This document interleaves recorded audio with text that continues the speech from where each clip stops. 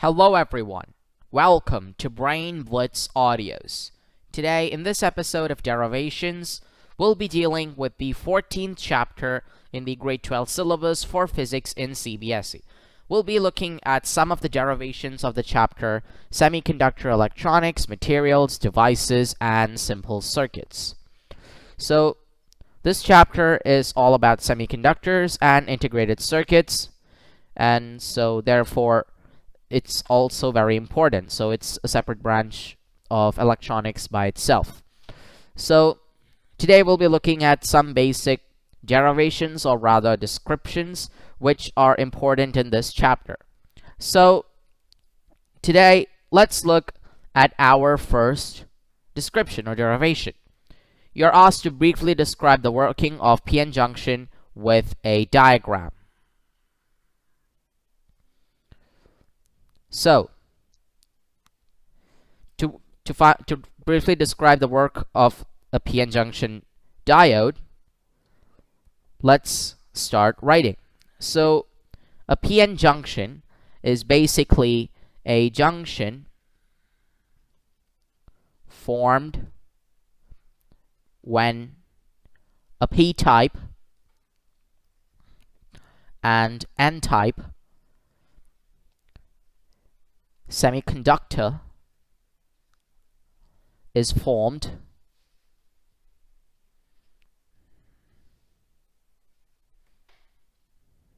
is joined. So when you join a p-type and n-type semiconductor, you essentially get a p-n junction diode. So most of the time, joining with glue, etc. will not work. So what you do is you take an intrinsic semiconductor and then you dope one side with trivalent atoms and the other side with pentavalent atoms, and that's how you get p-n junction diodes.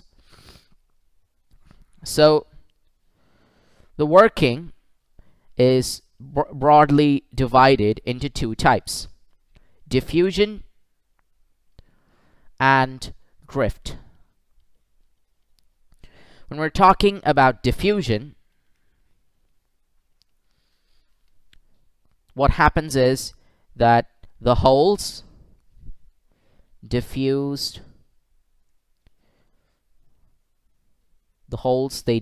from p side to n side,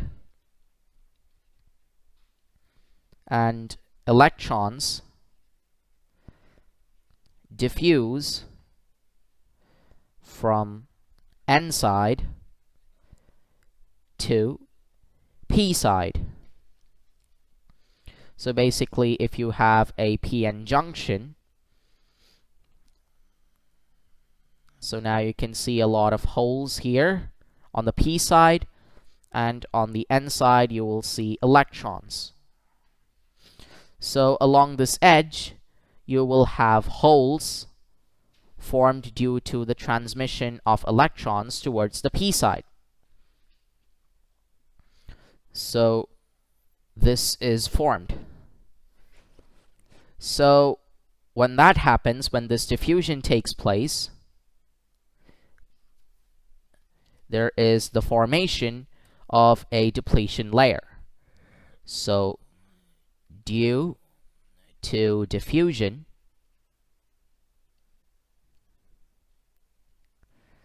a layer of positive charge is developed on the n side, and a layer of electrons, that is negative charge, is formed on the p side of the junction.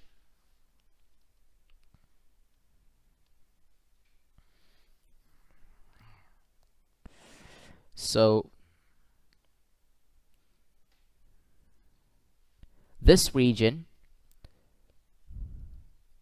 where the electrons get diffused to one side and then form a layer of negative charge on the p side, and vice versa on the n side, that region or layer on either side of the junction is known as depletion layer or depletion region. In this region, there are no electrons or holes. You essentially have positive and negative ions, but not holes or electrons. So usually along the p side you have holes, and on the n side you have electrons, but at the depletion layer you have a wall of negative ions blocking the diffusion and a wall of positive ions blocking the diffusion from the n side. So this is what happens during diffusion. The next part is drift. So in drift, what happens is that the positive charge on n side and negative charge on p side develops an electric field.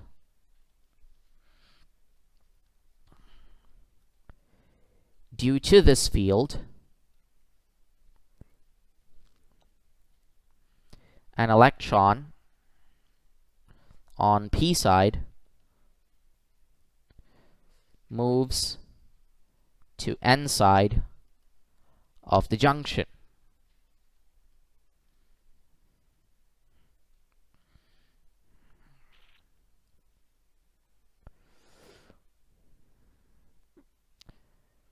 And similarly, a hole on n side moves to p side of junction.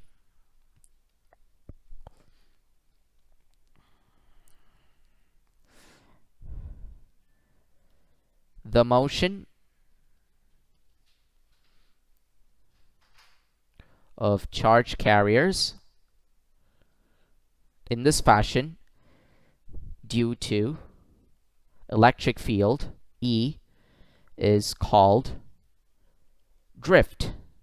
And as the diffusion process continues, drift current increases. This process continues until diffusion current is equal to drift current.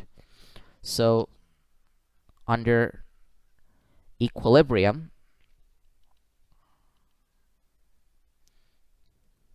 diffusion current equals drift current.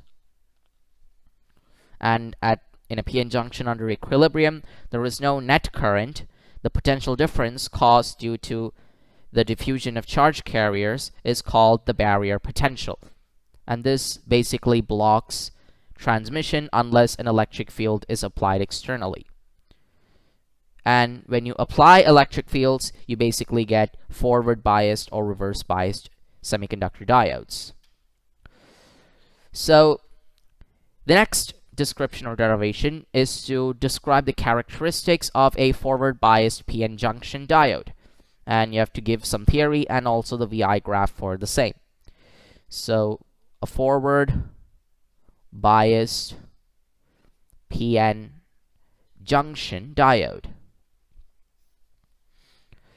So a p-n junction is said to be forward biased when the p side, that is the side containing holes, is connected to the positive terminal of a battery, and n side, that is the side containing electrons, is connected to the negative terminal of the battery.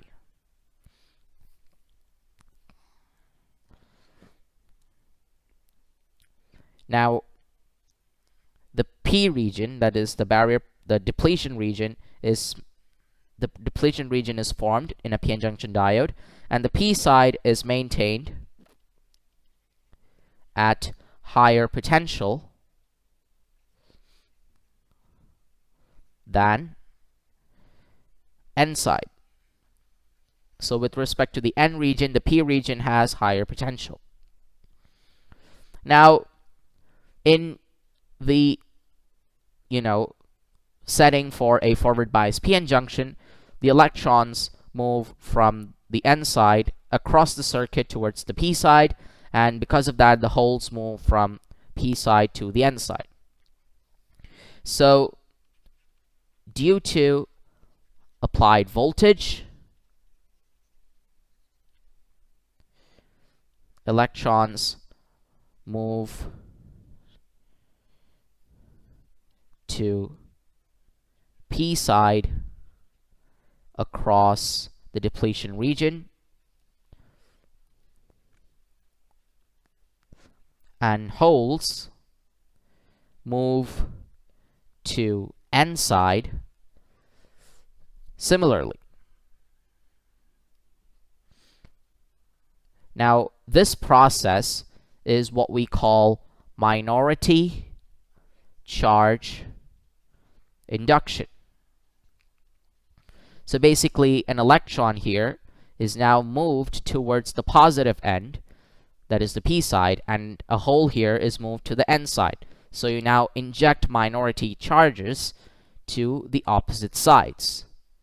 And what essentially happens in a forward biased PN junction is that the electric field E of the diode, that is ED, is opposing the external electric field.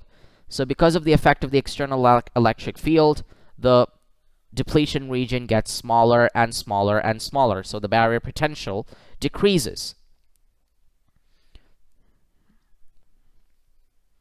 This means that the height of barrier potential reduces for majority carriers. And this junction, under forward bias, offers very low resistance to the flow of current.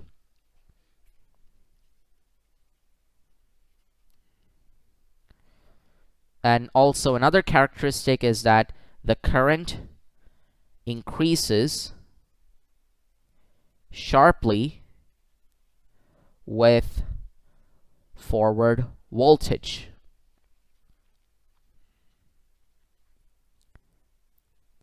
And in this time, the width of depletion layer decreases.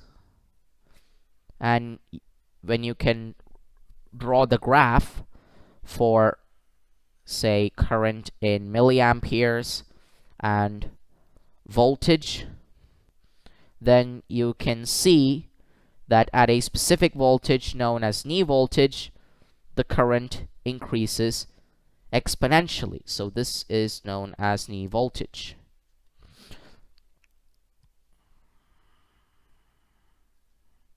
So after characteristic voltage known as Neet voltage, diode current increases exponentially for very small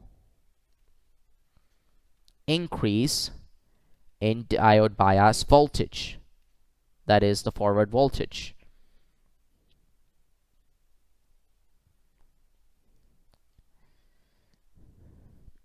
So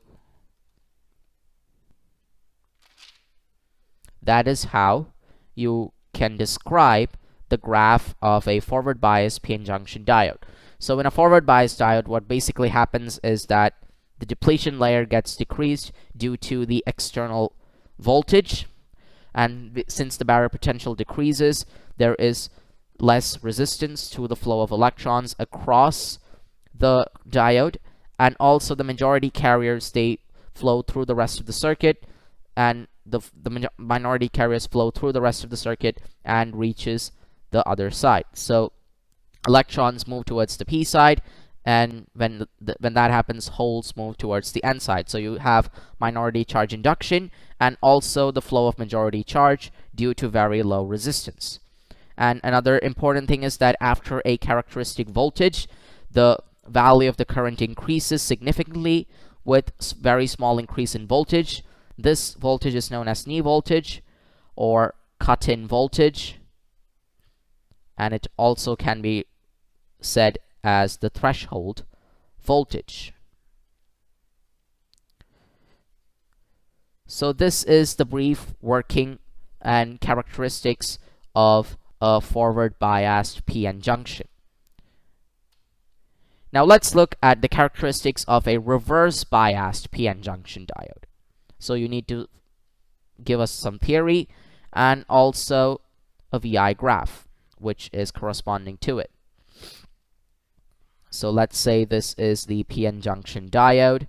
P side has a lot of holes, N side has a lot of electrons, and there is this barrier potential with positive charge on the N side and negative charge on the P side. And in a reverse bias, there is change in polarity. So basically, the negative terminal of the battery is in contact with the P side, and the positive terminal of the battery is in contact with the N side.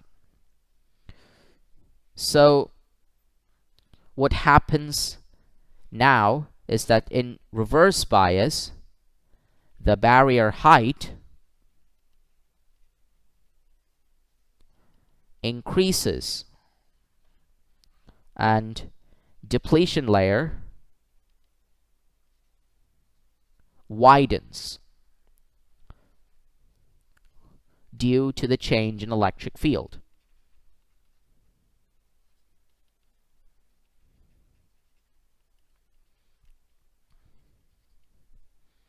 So this suppresses the flow of electrons from N side to P side and holes from P side to N side. So basically what happens is that the barrier potential and the electric field due to the depletion region is now in the same direction as that of the external region.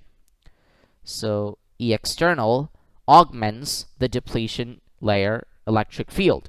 So therefore, the electric field now increases, which results in widening of the depletion layer. So in a reverse bias PN junction diode, there is increase in the depletion layer. And this means that electrons cannot flow to the P side and holes cannot flow to the N side. Basically, we're getting infinite resistance up to a certain point. So the current under reverse bias is essentially voltage independent.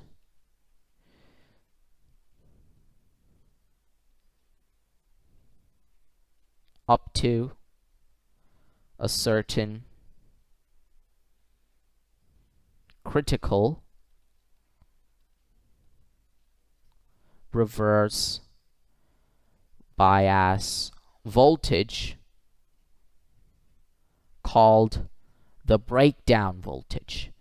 So what happens is that in the reverse biased PN junction diode, there is very small amount of current that is forming due to the shift in electrons and holes.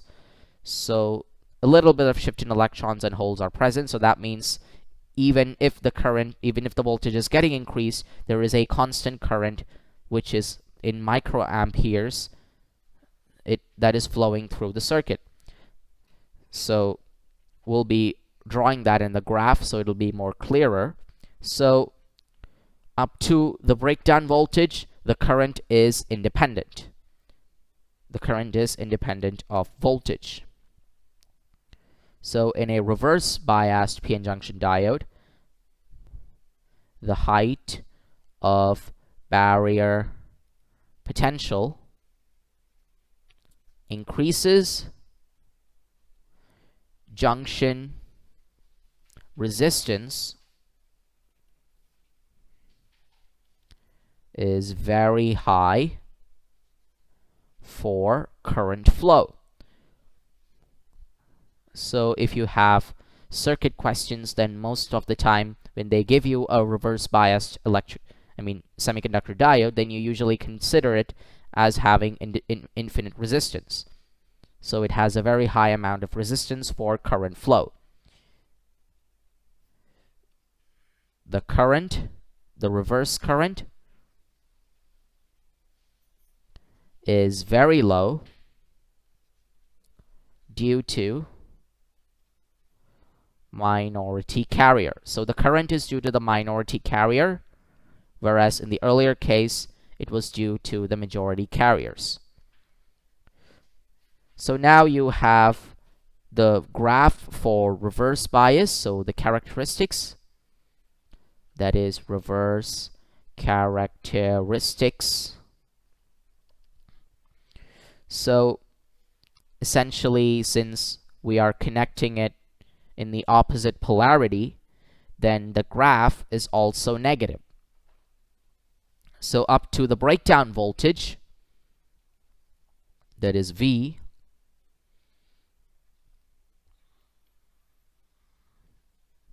the current is very constant and also of a small value.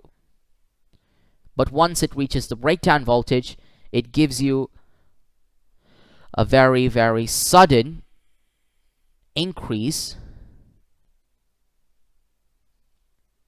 and this sudden increase will most of the time damage the semiconductor diode itself. So in reverse bias,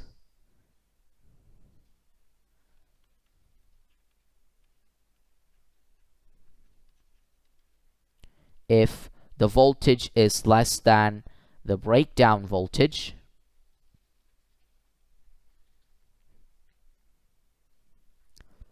very small current flows through the diode, and this is again due to the minority charge carriers. This current, the small current due to the minority charge carriers, is known as reverse saturation leakage current. Now, as you can see in the graph, at this point, the graph starts to increase in the opposite direction very sharply. So at the breakdown voltage, this phenomenon occurs. So the voltage at which the graph starts to suddenly move up is called the breakdown voltage. So the reverse voltage at which current increases sharply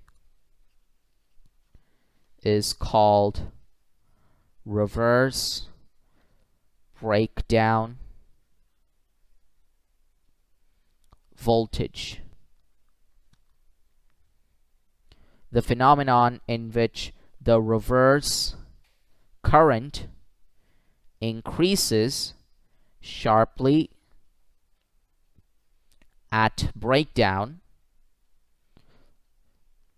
is called the Zener effect. And the breakdown of the diode at the critical reverse voltage due to increased production of electron-hole pairs is called an avalanche breakdown. So in most diodes, at this point, the semiconductor diode gets destroyed if it's not adequately doped. But in a Zener diode, which is used for voltage stabilization, the diode is heavily doped, and therefore the current flows without breaking down the diode, and with minimal changes in voltage, the current that flows is constant. So the constant current ensures that the voltage is stabilized. So that is how you can use a reverse biased PN junction. So that concludes this video on semiconductor diodes. So we know that these types of derivations are mostly theory, but then they're very important because we can often get questions regarding the working and the characteristics of the graphs of the PN junction diodes. So we hope you found this video interesting. For more useful and interesting content, don't forget to subscribe to our channel, which is Brain Blitz Audios. So until the next episode, take care, stay safe, bye-bye for now.